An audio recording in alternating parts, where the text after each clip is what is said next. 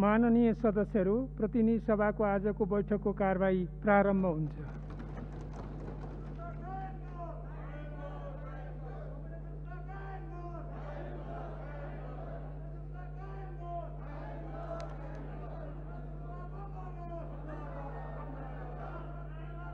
सबैबाट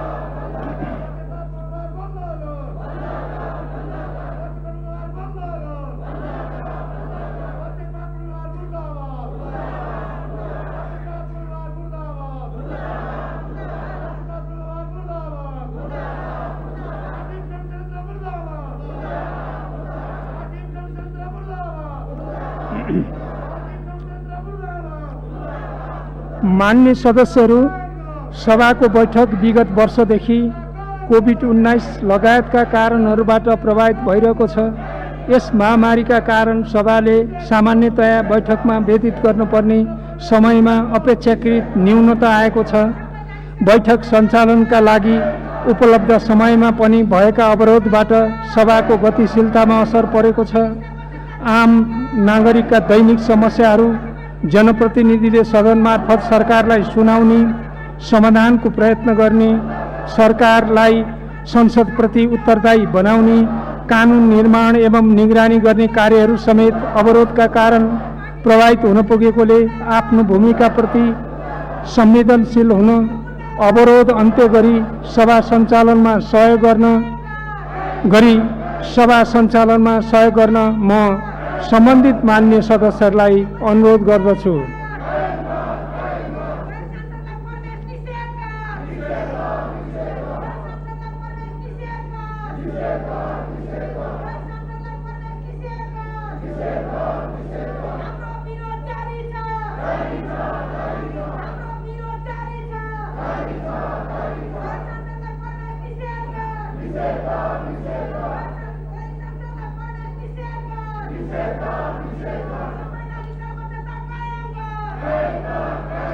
माननीय सदस्यहरू, राज्य सञ्चालनका लागि आवश्यक पर्ने 42वटा विधेयकहरू सभामा विचाराधीन रहेका छन्। यी विधेयकहरूलाई नियमानुसार पारित गरी राज्य सञ्चालनमा सहयोग गर्नु हाम्रो दायित्व पनि हो। संसदको अवरोधका कारण विधि निर्माण प्रक्रिया पनि प्रभावित भएको छ। साथै यस्ता क्रियाकलापले सभामा प्रभावकारिता वृद्धि पनि गर्दैन। तसर्थ अवरोध अन्त्य गरी सभा सञ्चालनमा सहयोग गर्न म सम्बन्धित मान्य सदस्यहरूलाई विशेष अनुरोध गर्दछु।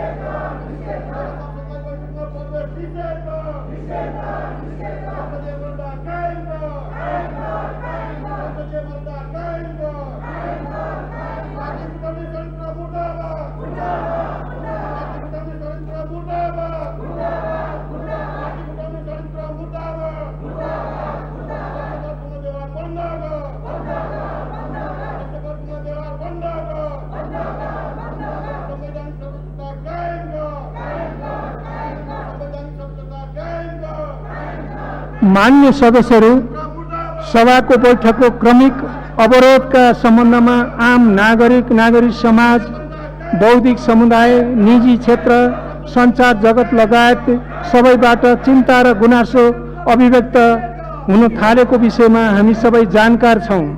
यस्तो अवस्था सिर्जना हुनुलाई राम्रो मान्न सकिँदैन। यस विषयमा यहाँहरूको ध्यानाकर्षण गराउँदै अवरोध अन्त्य गर्न र सभा सञ्चालनमा सहयोग गर्न म सम्बन्धित मान्य सदस्यहरूलाई अनुरोध गर्दछु।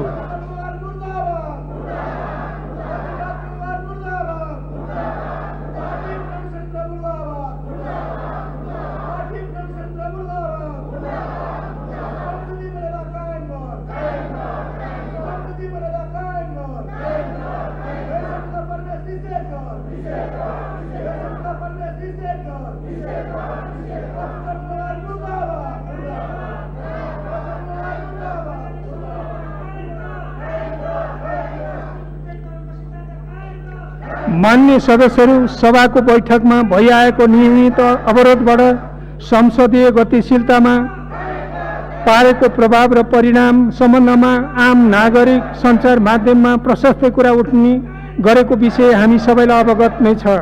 अवरोधको कारण संसद प्रभावकारी हुन नसक्ने अवस्था रहन्छ नै।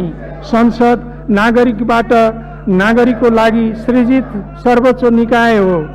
नागरिकको अधिकारको सम्मान गर्नु हामी सबैको दायित्व हो।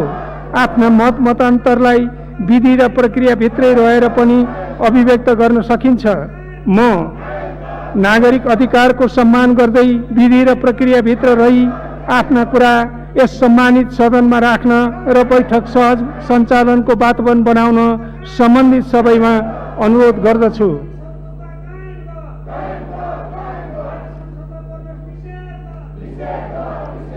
मान्य सदस्यहरू, मैले सुनेको छु विपक्षी दलका शीर्ष नेताहरू, अन्य नेताहरूले भन्नुभएको छ संसदमा छलफल गर्नुपर्छ, संसदलाई बन्धक बनाउनु हुँदैन भनेर तपाईहरुले भनेको कुरा सुनेको छु। तपाईहरुका कुरासित म 100% सहमत छु। त्यसकारण यो तपाईहरुले भने झै नै संसद सुचारू गरौं र छलफलको वातावरण बनाऊ। यो छलफलको वातावरण बनाउनका लागि म फेरि पनि विशेष अनुरोध गर्दछु।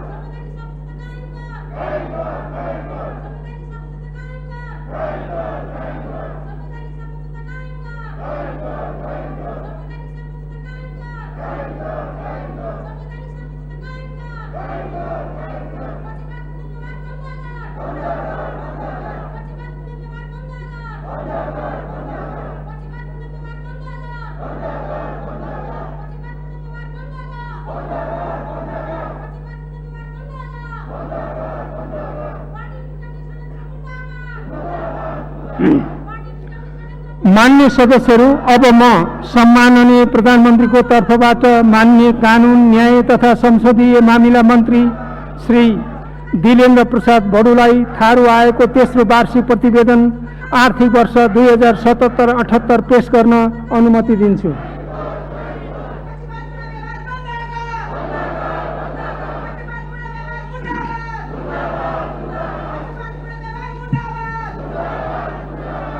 सम्माननीय सभामुख महोदयको अनुमतिले नेपालको संविधानको धारा 294 बमोजिम थारू आयोगको तेस्रो वार्षिक प्रतिवेदन आर्थिक वर्ष 2070-78 सदन समक्ष प्रस्तुत गर्दछु।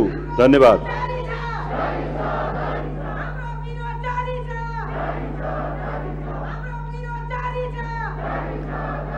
मान्य सदस्यहरू, अब म संविधान सभा एवं राष्ट्रिय सभा सदस्यहरू जगत बहादुर ताजपुरिया, लक्ष्मीदास मानन्दर र डाक्टर दुमन सिंह थापाको निधन भएकोमा निम्नलिखित शोक प्रस्ताव प्रस्तुत गर्दछु। शोक प्रस्ताव क प्रतिनिधि सभाको यो बैठक नेपाली कांग्रेसको तर्फबाट 2064 सालको संविधान सभामा समानुपातिक तर्फबाट निर्वाचित सदस्य सरल र मिलनसार राजनीतिज्ञको रूपमा परिचित नेता जगतबहादुर ताजपुरियाको 78 वर्षको उमेरमा मिति 2078 साल पुस 17 गते शनिबार राति निधन भएकोमा उहाँको निधनप्रति शोक प्रकट गरी श्रद्धाञ्जली अर्पण गर्दै शोक सन्तप्त परिवारप्रति संवेदना प्रकट गर्दछ। ख प्रतिनिधि सभाको यो बैठक राष्ट्रिय सभामा 2048 सालमा 58 सालमा तत्कालीन नेकपा एमालेको तर्फबाट निर्वाचित सदस्य लोकतान्त्रिक आन्दोलनहरूमा नेतृत्वदायी भूमिका निर्वाह गर्नुभएका निष्ठावान नेता श्री लक्ष्मीदास मानन्दरको 93 वर्षको उमेरमा मिति 2078 साल माघ 6 गते बिहिबार निधन भएकोमा उहाँको निधनप्रति शोक प्रकट गरी श्रद्धाञ्जली अर्पण गर्दै शोक सन्तप्त परिवारप्रति संवेदना प्रकट गर्दछ। ग प्रतिनिधि सभाको यो बैठक 2070 सालको संविधान सभामा तत्कालीन नेकपा एमालेको तर्फबाट निर्वाचित सदस्य लोकतान्त्रिक आन्दोलनहरूमा नेतृत्वदायी भूमिका निर्वाह गर्नुभएका हाल नेकपा एकीकृत समाजवादीमा रहनुभएका सरल मिलनसार नेता डाक्टर दुमन सिंह थापाको 63 वर्षको उमेरमा मिति 2078 माघ 16 गते आइतबार निधन भएकोमा उहाँको निधनप्रति शोक प्रकट गरी श्रद्धाञ्जली अर्पण गर्दै शोक सन्तप्त परिवारप्रति संवेदना प्रकट गर्दछ। उक्त शोक प्रस्तावलाई पारित गरिदिन हुन अनुरोध गर्दछु। उक्त शोक प्रस्तावहरू सर्वसम्मतिले पारित भएको घोषणा गर्दछु। मान्य सदस्यहरू, अब म दिवंगत संविधान सभा एवं राष्ट्रिय सभा सदस्य जगतबहादुर ताजपुरिया, लक्ष्मी दास मानन्दर र डाक्टर दुमन सिंह थापाको निधनप्रति शोक व्यक्त गर्न उठेर 1 मिनेट मौन धारणको लागि अनुरोध गर्दछु।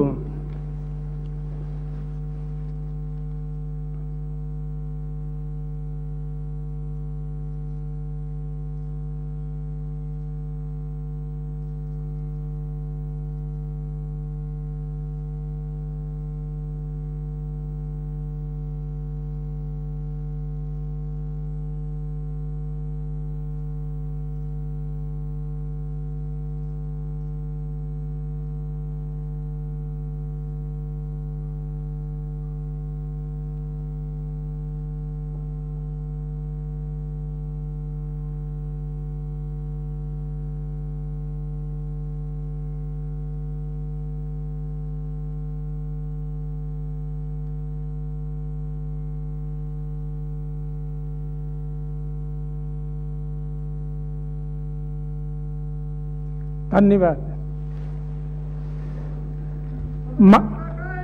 मान्य सदस्यहरू, अर्को बैठक 2078 साल फागुन 6 गते शुक्रबार दिनको 1 बजे बस्ने गरी यो बैठक स्थगित हुन्छ।